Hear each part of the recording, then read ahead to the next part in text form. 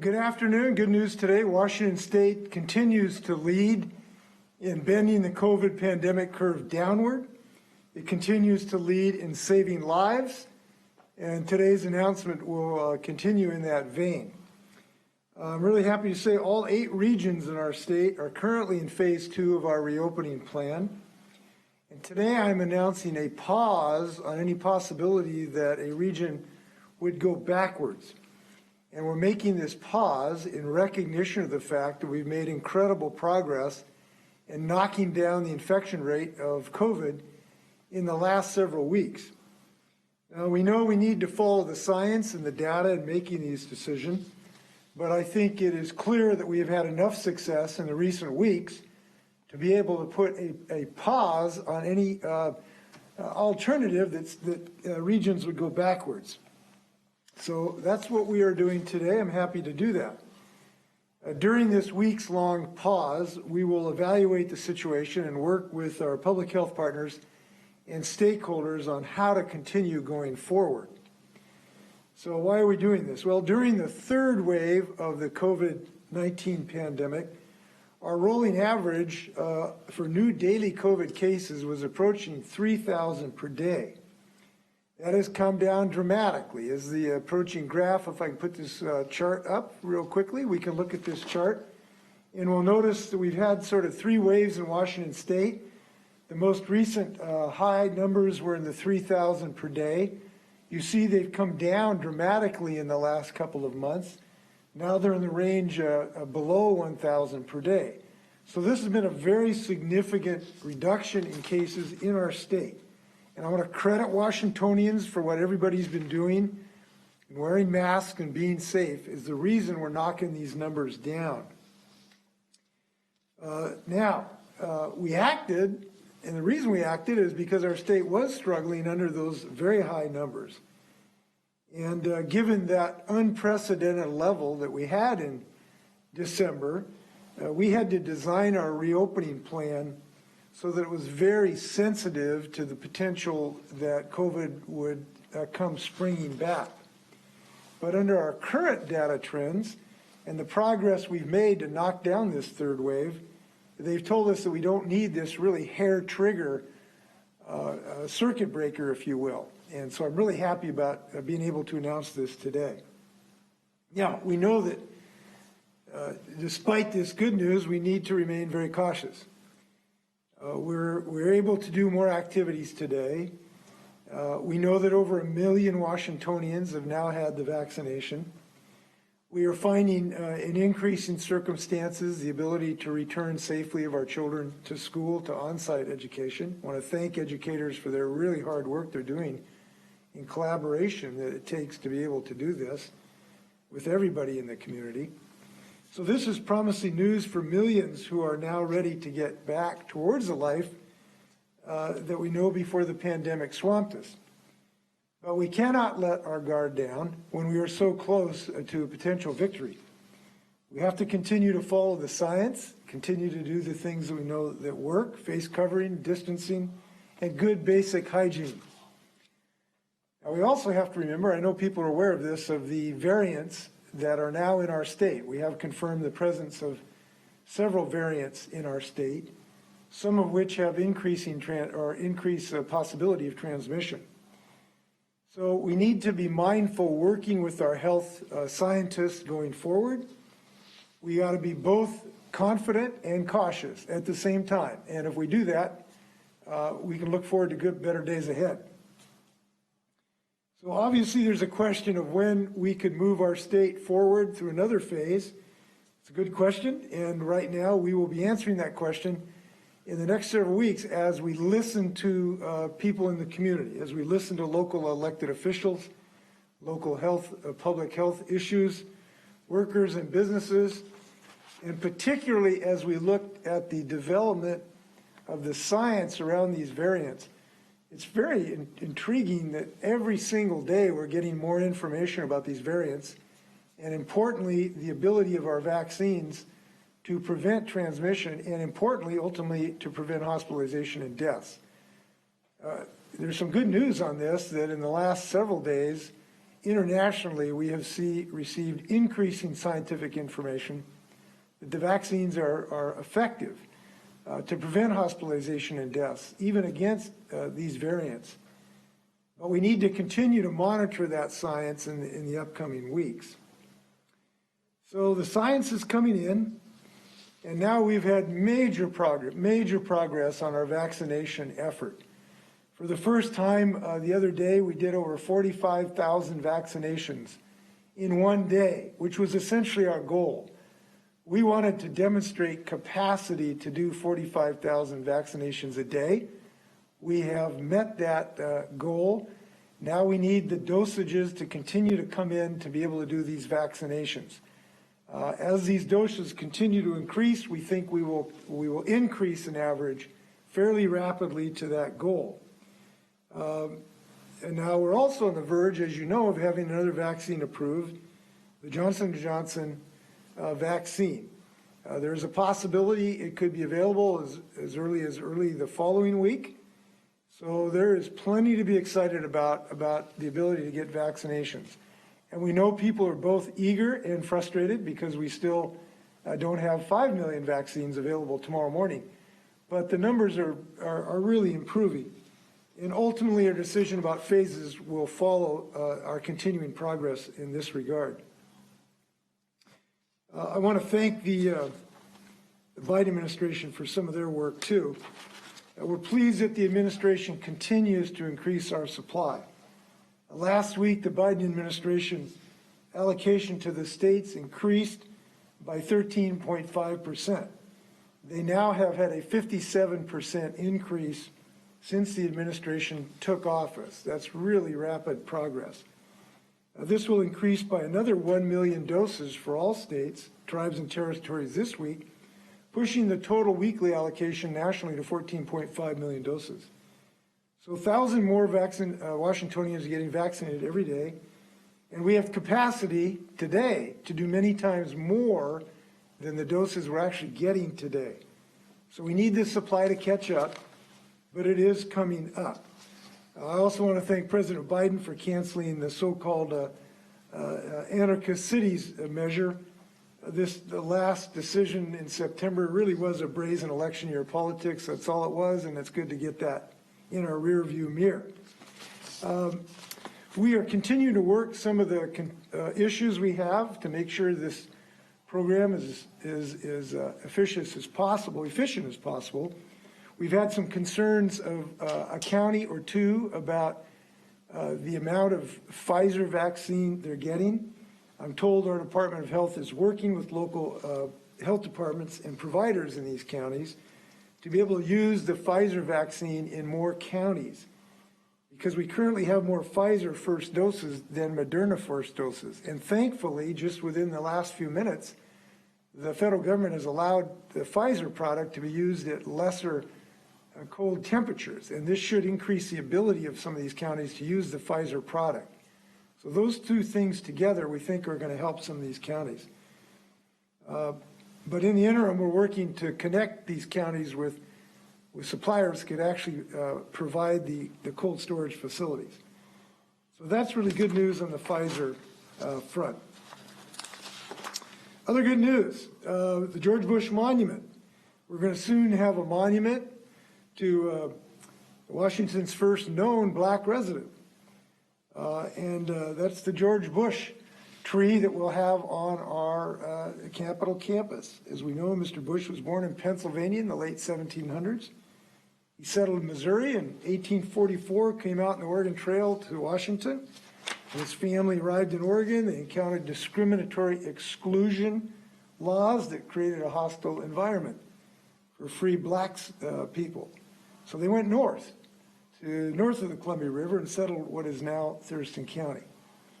Mr. Bush and others helped found modern-day Tumwater, and his role in the community was so restricted, if you remember this, when Congress excluded black people from owning land in 1850, Washington's territorial legislature successfully petitioned Congress to let the Bush family retain ownership of their farm. And Bush's son, William Owen, was later elected as the first black legislator in Washington state. So our state's had a long history of trying to bend the arc of the moral universe forward. William Owen has been credited with helping establish Washington State University. So this monument is going to be located near the Bush butternut tree. And this was a tree that was cultivated from a tree that George Bush brought to Washington and planted in Tumwater. It's an amazing story of leadership and courage that I hope more people will be aware of when they visit our capital. I hope other folks are finding other ways to celebrate Black History Month, and there's a lot of ways to do that from our great story in the state of Washington. A word on current legislation. I'd like to address Senate Bill 5010. This is a joint request from myself and Insurance Commissioner Mike Kreidler.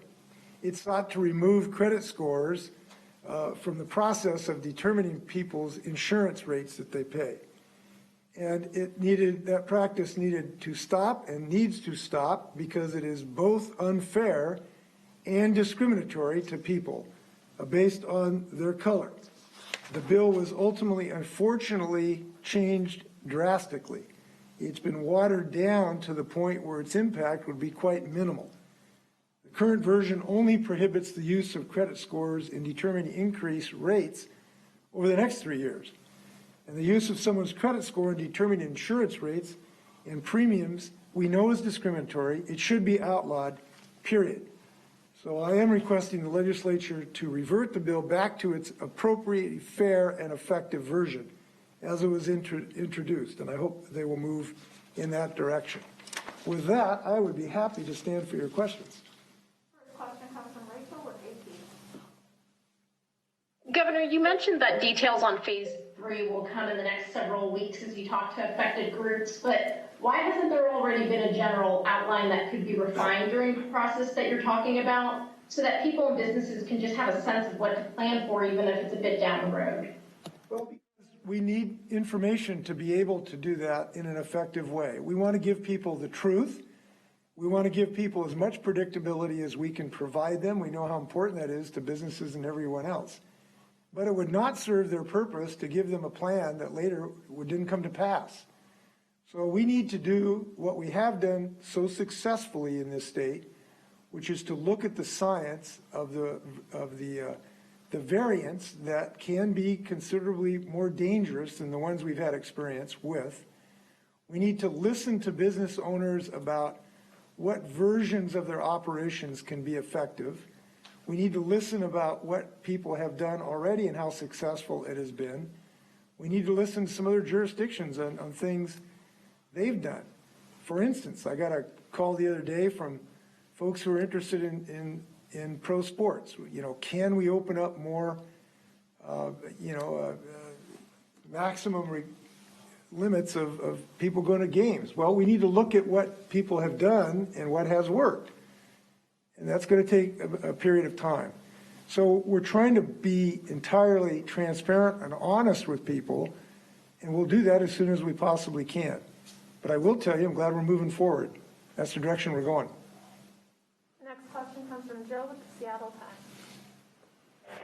Governor, public health programs have suffered resource shortages for about 20 years now since the loss of MBET funding. The legislators have largely ignored those problems for the last 2 decades.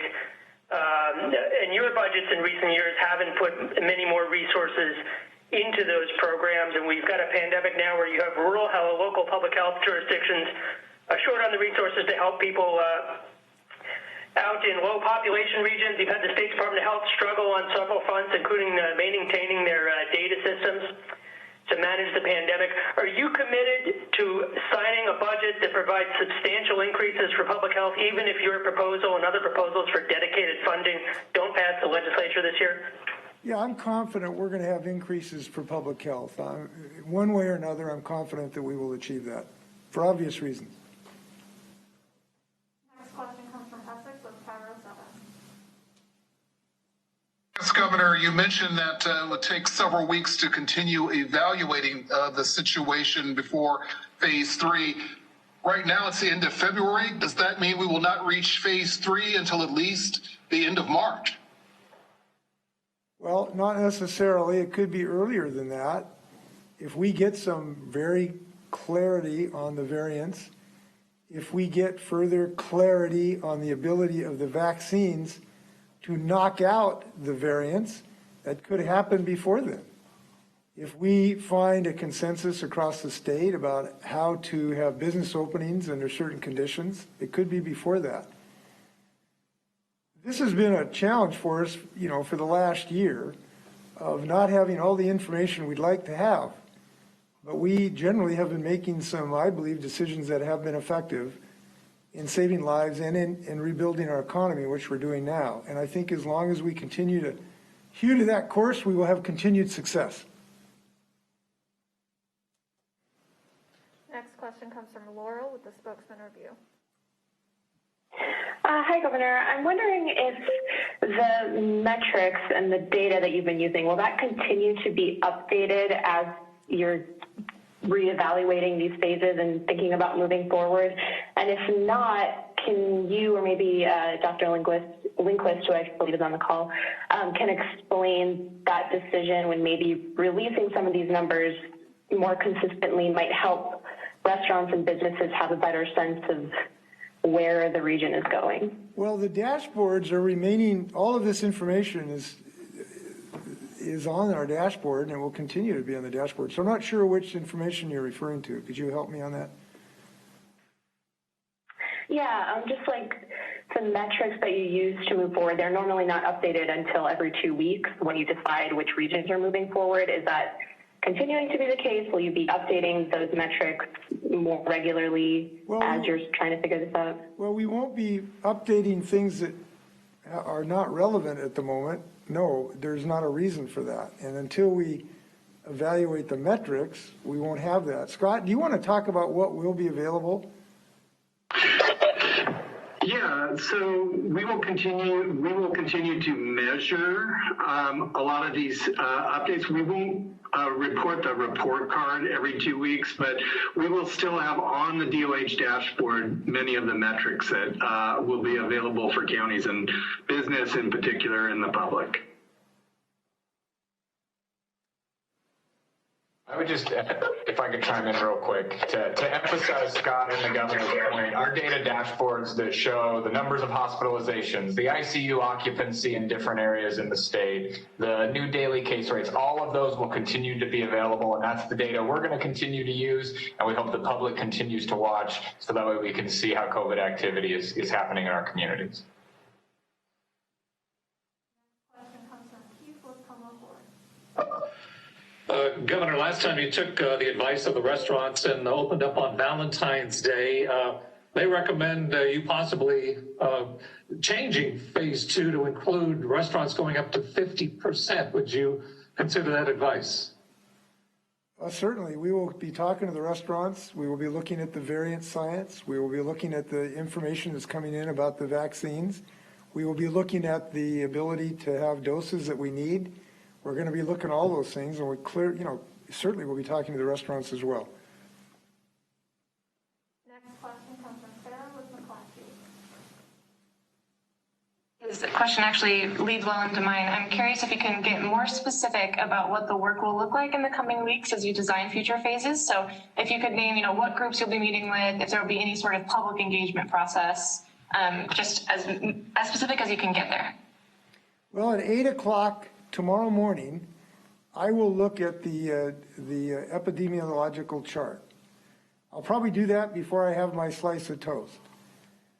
At 8:30, I'll call Nick and say, Nick, I'm pretty impressed with the information we got. What else are we doing? At 9 o'clock, I'll call Molly, and Molly will vector me in from a call that we just received from a county that had an issue. At 9:15, I'll call that county and say, is there any way we can help you out? At 9:30, I'll call Dr. Shaw, et cetera, et cetera, et cetera. I don't know how specific to be. We will be talking to everybody that we can find on the planet Earth to help us answer these questions. The questions we will ask people are, what is the new science of the variants? What information do you have? We have some tremendous sources of information in Washington State about that. We have some of the best epidemiologists and geneticists in the world, literally. We talk to the Institute for Disease Modeling once a week. We had a good briefing from them yesterday, and we continually update that information. We will be talking to epidemiologists, including Scott, who does a great job, and some others from across the country who have more information about this.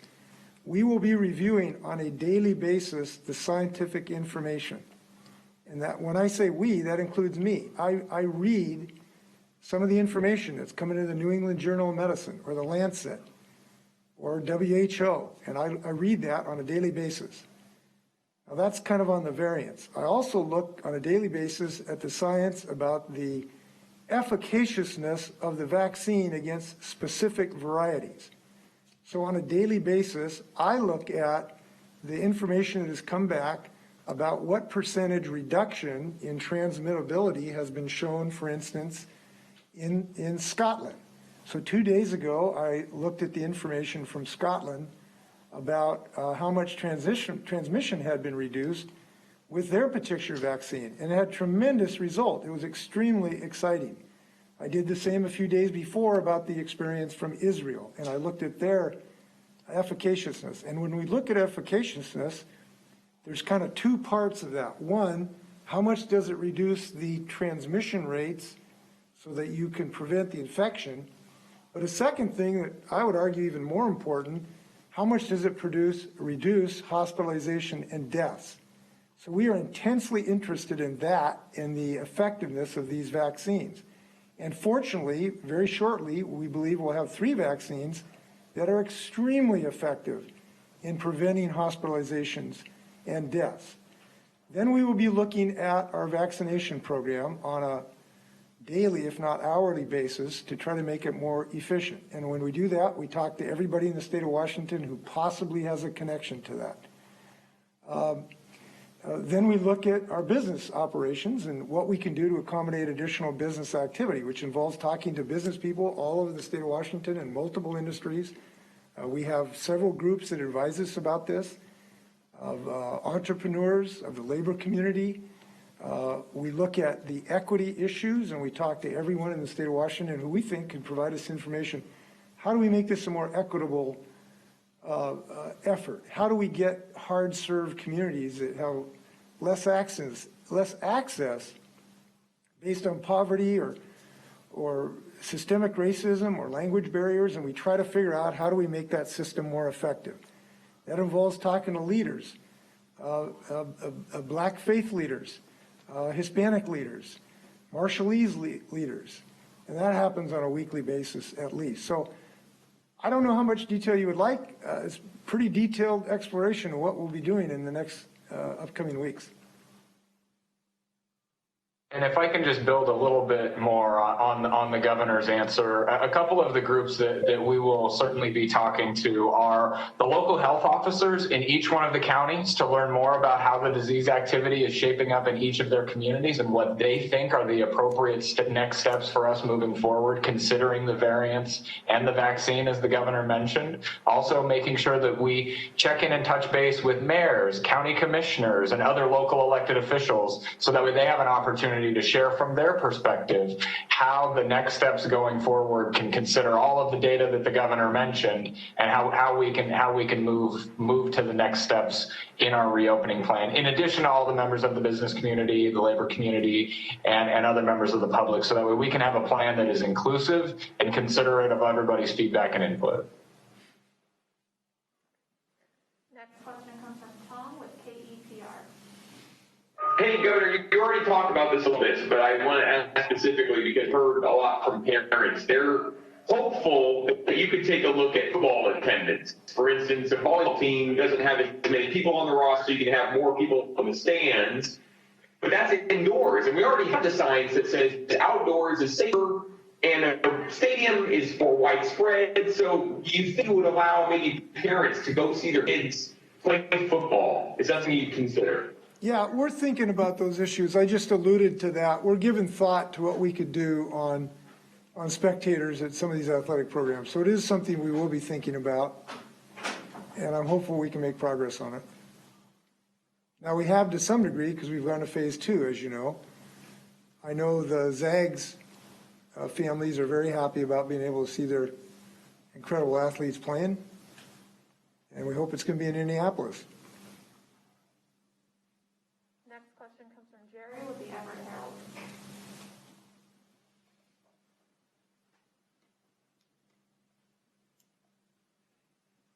Jerry, are you with us? Hello, Governor. Earlier today, the state Supreme Court threw out a state law regarding the drug possession and essentially legalized possession of drugs in the state. I wondered what you can share from the Department of Corrections or others who have looked into that, and how many inmates could be released from correctional facilities as a result of this decision, and whether you support or want the legislature to bring you a law that would allow and restore a way for law enforcement to arrest someone for drug possession or not. I just heard about this decision about 40 minutes ago, so I can't give you a lot of answers to those questions. I do think it's going to be something legislators will be interested in. And now that they've made this decision, there's probably ways to amend the decision to include a mens rea or a knowledge base into our statutes. And I'll be talking to legislators about that. So that's about what I can share with you right now. By the way, I just don't have any ideas now about the number of people that could be affected. I haven't had a chance to look at that yet. We'll get you that as soon as we can. Next question comes from Jenny with KOIN.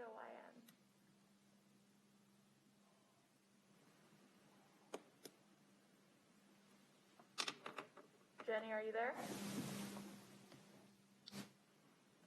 Okay, we'll come back to Jenny in a second. Next, we'll go to Ashley with the South Seattle Emerald. Hi, Governor. Your tone is a little bit more bullish on our progress on the pandemic than the Department of Health was this morning. Are you concerned at all that if things do take a turn for the worse, it'll hurt communities of color first? And what further safety steps will the state take to protect them with regards to their health and the safety net? Yes. Well, look, we're concerned about everyone because every demographic group, obviously, we're concerned about, but people, communities of color have been had much disparate injury because of this pandemic.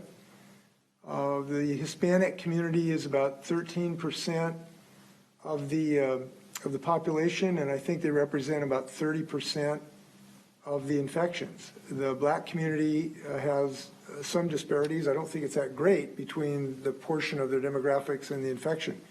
So communities of color have had disproportionate infections as a result of this pandemic. So yes, we should all be concerned about that. The rate of fatalities has not been so disparate because of the age group, frankly, of some of these demographics. But the infection rate has been disparate, and that's something we should all be concerned about. On the equity issue, there are many things that we can do, and we are doing, to try to help get vaccinations to people who have had a reduction of health care or a disparate lack access to health care. And I've talked about some of these, but I'll just make mention to some of them. We have increased our allotment from about 13% to about 20% to community clinics, because community clinics serve large numbers of BIPOC communities. They're geographically more available, and they have good language services as well. So we've increased our allotment significantly to these community clinics. The federal government has also done that because they have also done a direct allocation to the community clinics.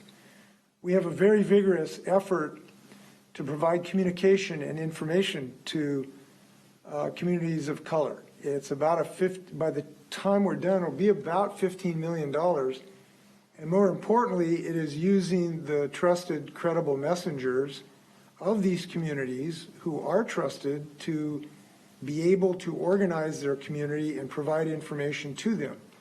That's important generally just to know how to get access to the vaccine, but it's also important because there is apparent greater reluctance to get the vaccine in some BIPOC communities because of the Tuskegee experiment and general lack in trust of government agencies. So that's an important aspect of this. We are also working to give people who are not quite as either computer literate or have access to get appointments. So at our mass vaccination sites, we are making sure that I think about 20% of the appointments are done just by phone. So it makes sure that people who work by phone rather than computer have some access to get these, these appointments that I know everybody's frustrated about.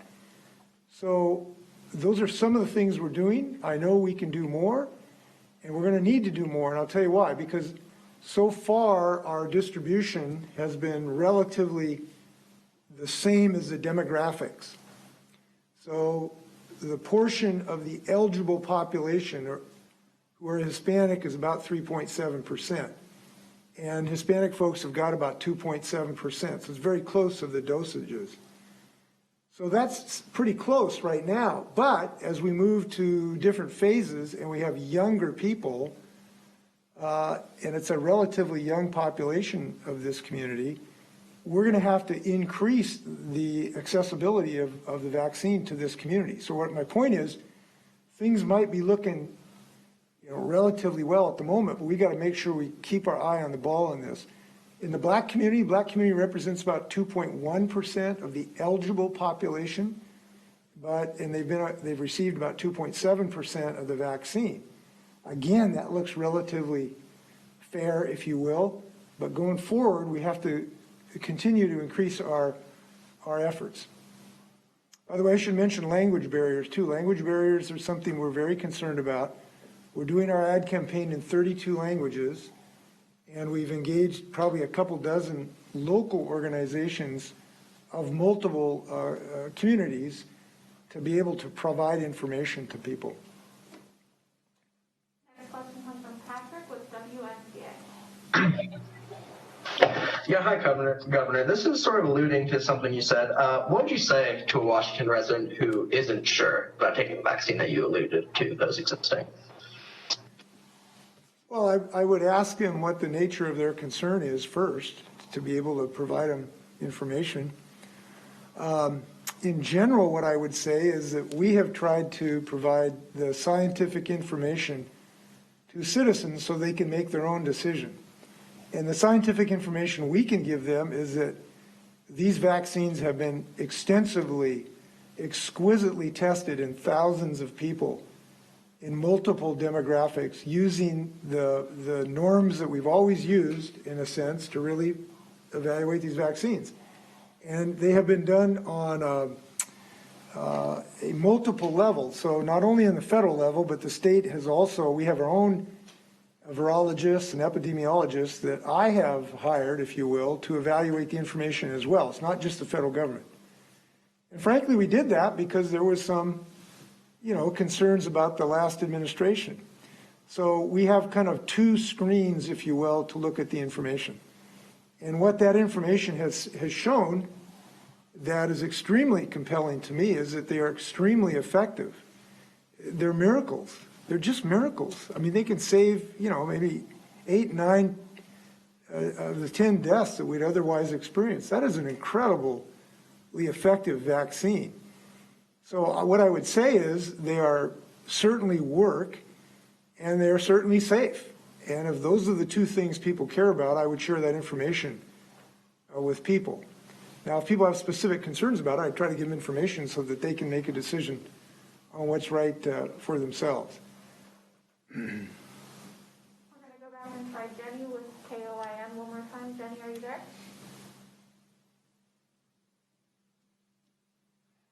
There is one other thing, if I can add, as far as people's reluctance.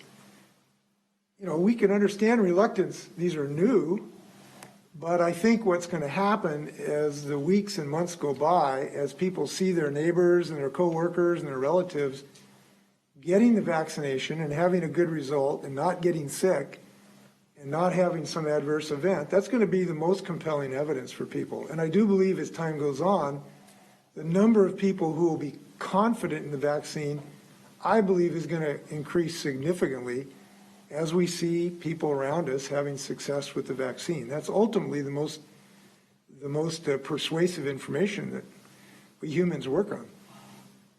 We have time for a few more questions. Next one comes from Paige with KUOW. Hi there. I'm seeing that about 95.7% of our population are now vaccinated. And I'm wondering with possibly the Johnson & Johnson vaccine coming online, if that's going to change your estimate of when we could reach herd immunity, or when you think we might be able to reach that in Washington. Well, it will be faster. We can be confident of that. I really don't have a precise enough, calendar to give you how much it will be faster. But they are significant productions. We will get potentially up to about 60,000 doses in the first week of the J&J vaccine. So that is not an insignificant amount to add. So what I can tell you is it will be faster, and I'm just thrilled by this because it is extremely effective in preventing hospitalization and death, and it's only one shot. So people don't have to have two shots, and the providers don't have to go through the logistics of making sure people get the second shot. So it has some advantages. So I'm really happy about that. By the way, I should mention this issue of herd immunity. One of the things I think we're going to find, I'm hopeful, you're seeing a pretty rapid reduction in some infection rates in Great Britain, and I believe Scotland, and Israel, that would suggest that you can start to reduce these transmission rates even before you reach absolute zero. So when we think, at least in my book, and I'm not an epidemiologist and I'm certainly not a physician, but how I think about it is, it's not like you're, no herd immunity and the next morning you have herd immunity. It's a progression. And what I'm hopeful for, and I think there's good evidence of it, is it's going to reduce that transmission rate fairly dramatically. That is happening in other places. But again, I want to reiterate, because of these variants and the uncertainty that exists, this still is important. This still is our best line of defense, and I'm really hopeful people can continue to wear their masks. Jenny was having technical difficulties, but we have her question. What are you all doing about vaccine allocation disparities? Data from Clark County Public Health shows that they're receiving significantly less vaccine per capita than other counties. Yeah, well, first off, I've talked to the Department of Health, and they're trying to figure out a way to solve this problem. There's apparently a problem that the county didn't feel they were equipped to receive the Pfizer, as I understand it, vaccine, which required, up till now, a very cold chain storage system. And because people were not equipped to accept or would not accept that vaccine, this has been an issue.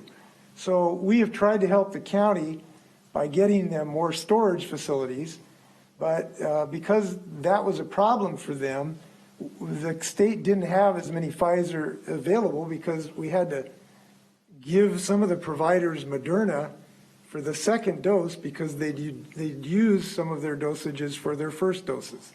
And obviously we had to get people doses so it didn't go to waste. So in long and short of it, as I think improvements are going to be made, there's an effort to try to be as fair as possible on this. And I think the department is attempting to do that in every way as possible. And I'm hoping this new news that we just got, that Pfizer apparently can now have a simpler supply chain, will also help Clark County and quite a number of other places. Final question comes from Jesse with Cairo. Yes, Senate Bill 5010. Question is does this bill in its current form hurt consumers, and what does it do, if passed in this form, what does it do to communities of color? Well, I would say it doesn't do as much as it should by a long, long stretch of the imagination. This is a discriminatory, unfair practice. There is no reason it should be allowed in the state of Washington. And anything that's less than that is suboptimal. So we're urging the legislature to take another crack at this and bring this bill back to what the state needs, which is a strong stand against a discriminatory practice in this very important industry. And this is pure discrimination for a reason that is not legitimate in our state. So I'm speaking against it, and I hope they fix it. Any final words, Governor? No, again, thank you. For everybody. Thanks for taking care of your health. And we will see you next week. Thank you.